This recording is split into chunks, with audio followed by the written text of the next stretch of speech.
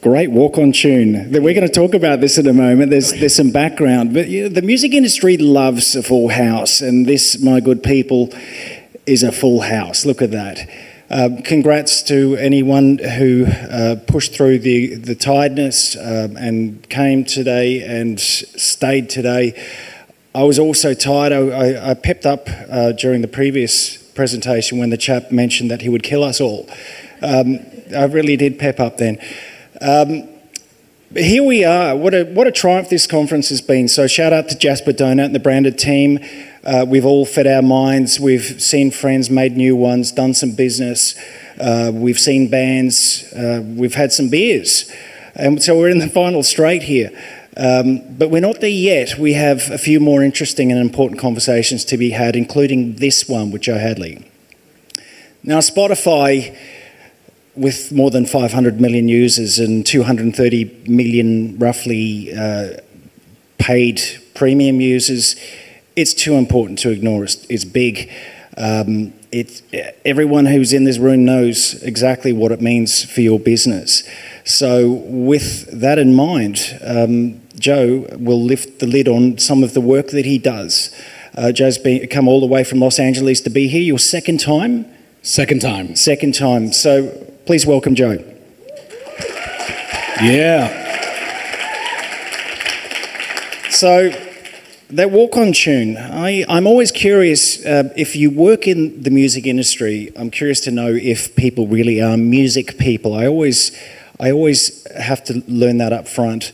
And you have something inked on your body that says that you're I have some ink, it's my father's family crest on my inner forearm. You have something very special on your arm. It's telling. Yeah, I have the album cover of The Miseducation of Lauryn Hill tattooed on my arm, so the walk-on music was my choice. Yes. That's a wonderful thing. You've been with Spotify for roughly a year. You came from CAA prior to that. You were an agent, so you worked on really the other side of the table, and you bring an understanding of what artists want. So, first of all, let's learn a little bit about your day-to-day at Spotify and what you do. Okay, that's a great question. It really varies, right? Right now, I am fresh back from paternity leave. This is week 2, so I hopped on a 20-hour flight to Singapore and doing this for the week. This weekend, we're hosting some execs and artists at F1 for the races, and that ends up being a good portion on my job. But on a typical week when I'm in LA, it really varies, and I think it might be helpful for me to break down the team and what the core function is. Let's do it. Yeah, okay. So I'm based in LA, and a lot of my team is in the US as well, with some being in the UK.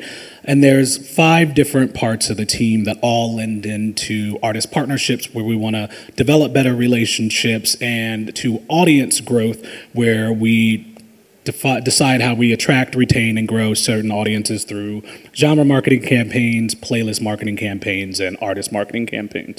So the first portion of it, there's a head of artist partnerships. She's based in Nashville. Her name is Mary Catherine. She's amazing. And her team is split by genre leads, and they work hand in hand with our music marketing team, editorial, and label partnerships team to define that artist partnership strategy and the audience strategy. And a big part of that, which we'll talk about a little later, is this evergreen concept of supporting artists beyond just the release cycle, which is super important to us, and I know to you all, so we can help break and grow artists outside of just the typical release cycle. So another portion of it that lends into artist growth as well is the 2 booking teams that I oversee, led by Chris and Rima. And those teams oversee our music bookings, so the majority of the both internal and external bookings that we do each year. Last year we had an event in Cannes, and we had Post Malone, Dua Lipa, Kendrick Lamar. That was booked by the booking team. The podcast booking team, they oversee our owned and operated podcasts, and we bring opportunities to artists and their teams for shows like Emma Chamberlain and Call Her Daddy. a super interesting fact about Call Her Daddy is for the musicians that we booked on the show, within the 48 hours after appearing of it, we're seeing an average of about 200% increase in their streams. So there's a very real and direct correlation between appearing on one of the podcasts on platform and seeing your stream share go up. And again, that also lends into this concept of evergreen year-round support. There's a small team in London that oversees our educational outreach and do our master classes, led by Brian Johnson. And then there's a small team in New York that does our artist engagement, basically making sure that the programs that we're building are equitable not only for our licensors, labels, publishers, but also for our artists and Spotify as well. And then lastly, there's Jules Parker in New York who oversees our songwriter, publisher, and relations team. Thank you. That's great. Few things that we will jump into in a moment. I'd love to hear some little case studies of projects that you've worked on. But going back to CAA, you worked with a few artists that the audience here might have heard of. Beyonce Knowles, the Mighty Stormzy and ASAP Rocky. But working with headline artists, frontline artists, you saw how important Spotify was to their careers. I wonder at what point that conversation moved to, hey, I need to join this. You know, it's funny because the way that I ended up at Spotify was through a Beyonce meeting. I set a meeting with Parkwood, which is her company, and Spotify because they hadn't previously engaged with any of the DSPs. And if I'm being honest, how hard is it to get anyone in a room if you say, you know, you want to talk about her? So luckily, Jeremy, who's the global head of music, obliged. We met and chatted. And after a couple of conversations with him, I just realized the skill set that I had in not only finding and developing new talent on a global scale, but also handling and working with superstars could translate into what he was looking to build for the music team, which is better relations in the music and the artist community, but also more expanded partnerships than what we traditionally offered. So you've been there for roughly a year. What are some of the partnerships you've forged in that time? Yeah, it's mostly the team, right? I'm not going to take credit for any of it. I'm very fortunate to have an incredible team around me. I think there's a few that we can talk about, right? Couple on the global scale, and then some in this region, and then that traveled to the US. So the first and probably most recent one is a Taylor Swift partnership we did. This was exciting for a number of reasons. One, it was one of the first stadium partnerships that we've done. Two, it was outside of the traditional release cycle. It was done months after the album came out and while she was on tour. One of the more exciting things that we incorporated into it was merch. So I'll give you a quick overview of what we did, and you can ask questions from there, right?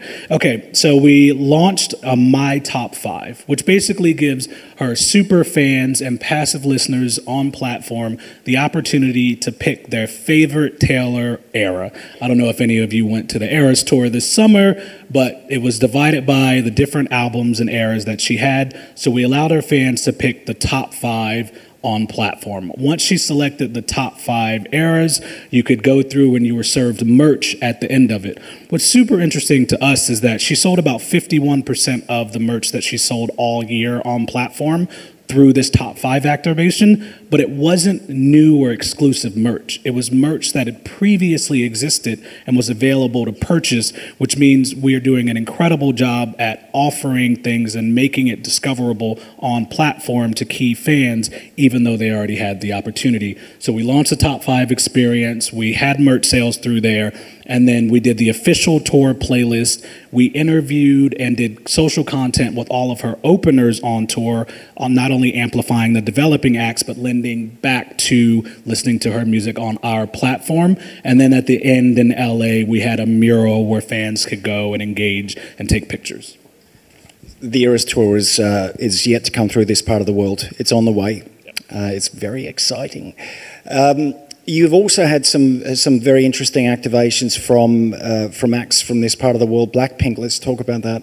Yeah, what a story there, right? But one of the activations that we recently did with them in the US was a pop-up in LA We did it Friday, Saturday, Sunday, and this was a frontline release campaign. So they all showed up, they took pictures, there was a meet and greet, and again, there was a merch component to it where they were able to sell a sizable amount of merch through the weekend through this pop-on that we put on so that we could connect them with their core audience but also leave them with takeaways and finding a way to drive it back to platform. So our team here, led by Cozy, also did 2 different activations with New Jeans, and we can talk about the one that we did with them. So after the Blackpink one, we went on and did 2 activations here in Seoul and Jakarta, very similar pop-up where you could interact and engage and just be fully immersed in their world. We all know how well K-pop is traveling, but if I understand it correctly, about 50%, if not more, of the K-pop on listenership comes from outside of the region. So it's super important that we're helping to export it. So we also did a meet and greet and content capture on the grounds when New Jeans played Lollapalooza this year. Another genre that's travelling very well is country music, although I wouldn't put Taylor Swift in the country genre as she was 10 years ago. Luke Combs very much is. I read a staggering number that 1 billion country music streams were generated in the first half in Australia this year. That's a lot of country music being played in Australia. But Combs is one of the biggest stars in country music, Morgan Wallen and Luke. Yeah, so again, what I think the important takeaway here is that we're experimenting in ways to show up for your artists off cycle, which we have never done before in a really truly meaningful way. So we had a similar setup with Luke Combs in Australia. He just completed a tour. We had the official tour playlist there. We did out of home and billboards in the markets where he were playing, and then we did home banners in each of those key markets and drove modals to the top 1% of his fans, engaging them and re-engaging them as he hit the market. That just wrapped up a couple of weeks ago, and that album came out in late March. So it's another step for us in finding ways to show up for you both on and off cycle to extend not only the life cycle of an album, but make sure we're getting behind artists holistically. Do you get a sense of some of the partnerships you've worked on which are really cutting through in this part of the world? So, I mean, it'd be hard to deny what the teams here have done with Blackpink and New Jeans and K-pop as a whole.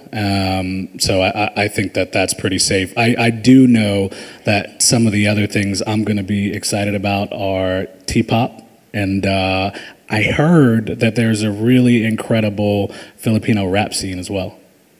So, shout out to the Filipino rap scene. It's fantastic. You're working on some big projects in the States, which will filter down to this part of the world at some point. Can you give us a hint on some hot things to come? Yeah, I think one of the things that's right now in beta testing that we've seen a lot of exciting data around so far are countdown pages. So countdown pages are on platform right now in a handful of markets, and it's exactly what it sounds like. You have an album coming out, you get a countdown, and it lets you know exactly how many days are coming. There's a track list, there's clips and exclusive content that you can engage with. But what's super interesting about that is for the first percentage that we did, we saw about 80% of the people that pre-saved the album listen to it within the first week, which is really, really important for us as we look to drive up those frontline numbers as we're also finding ways to help it on the back end. There was a fascinating presentation the other day about anime and how anime is connecting and introducing music discovery to many people. Are you deep into that scene? Do you closely observe it? So I was just talking to someone last night about One Piece and the live action version of it. I'm a huge Luffy fan, and I've been a big anime fan most of my life. I think like most people in their mid-30s in the US, I started with Dragon Ball Z and then kind of went from there. My daughter is certainly into it. She's certainly introducing to me a lot of music, which she discovered on that platform. We won't be taking any questions today, which I would certainly invite you to come and have a chat with us afterwards, if you would like. Let's talk a little bit about where you see the marketing for Spotify with some of the international acts feeding into Asia? Yeah, I want to tell you a quick story though, and it lends to why export is so important, but how the music from the region is already being exported into fandom. I met a woman last night, a blonde lady, let's say from Connecticut, and we started talking, and she told me how she was writing BTS fan fiction, and she already had a 300-page novel done. And I was shocked, admittedly, but it was a very incredible sign to me that the work that the team here is doing along with Global to export the music to, a blonde lady in Connecticut is pretty incredible. So now the next step for us is finding a way to monetize that on behalf of the artist. And you've heard me mention merch a couple times now. That's probably the next logical step for us in really activating these fandoms. Yeah, and I made a big note and underlined it and full stop, an exclamation mark, beyond the release. This is, your work is very much beyond the release. Is taking it forward and giving it leg time. Yeah, 1,000%. So for me, what I want you all to take away from this is that we are open to trying new things. I think sometimes when you have your partners that you've worked with in a certain way for a certain period of time, you tend to think one way. But we would love to be your first call for any of your crazy, wild, exciting ideas. Doesn't mean they're going to be a yes, but they're definitely a place for us to start, and knowing that this is important to us to kind of change the narrative and make it more towards breaking artists on a global scale, not just songs and not just regionally. So you won't be able to speak to everyone individually afterwards, but what sort of partners are you looking at teaming up with? Everyone, really. And what we're looking for in partners, though, are people that are as invested in as we are, and that will prioritize growth in the way that we do, right? No one wants to be in a relationship or a partnership where they feel like they're putting in more than the other person. So we're open to working with any and all partners. I'll give you an example. For the first time, in the US at least, we recently partnered with a brand last weekend, and we did an Olivia Rodrigo and American Express pop-up in New York where she appeared, spoke with fans, shot content, and then sold merch there as well. There was a line around the block for days. So it really varies in what we're open to. We just want to make sure we're continuing to push forward. What's on your agenda for the next little while? Well, getting some sleep. Good luck with that. Yeah. I'm on about an hour and a half of sleep right now. But after that, it's really figuring out how we can take the already active listeners we have and turn them into super fans and monetize those fans on behalf of artists. We've seen a little bit of success in merch. We've talked briefly about ticketing in the past, but those are probably the focus areas for myself and my team over the next 6 to 8 months. Lovely. Joe Hadley, thank you. Thanks. Yeah. Now that I escaped